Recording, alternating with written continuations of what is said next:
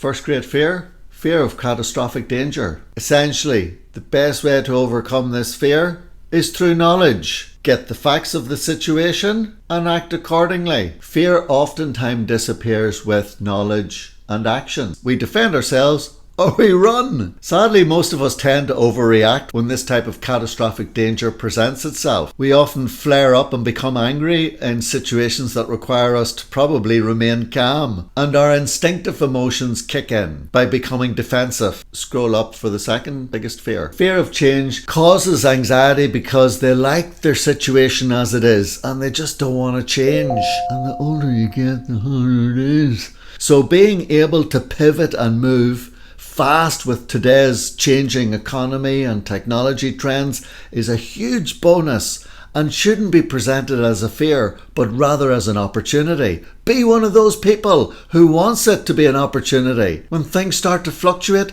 be that person who's quick to adapt and enjoy it, embrace it, because it is a quality. It shouldn't represent fear. The second major fear is fear of change. Why should we fear success? Because it's an expression of guilt where we're like, oh, I don't deserve this. If you're extremely successful, you're going to be ahead of the pack, and that pack in the middle ground represents safety in numbers. If you're up ahead, it's because you've got ahead in life, it's because you've worked harder, it's because of so many different circumstances, and therefore you will find yourself at times alone. And you have to be very confident in your own ability to realize, yeah, I don't mind. And many times you have to justify to yourself that you really deserve it. The third fear is fear of success. I know! We all have a natural fear of feeling embarrassed or made a fool of in front of other people, so this is obviously one of the fears. More than anything, it oftentimes is a fear of what might happen, not what will happen. And that causes us often to procrastinate or get distracted or avoid the task at hand. We almost permit ourselves to fail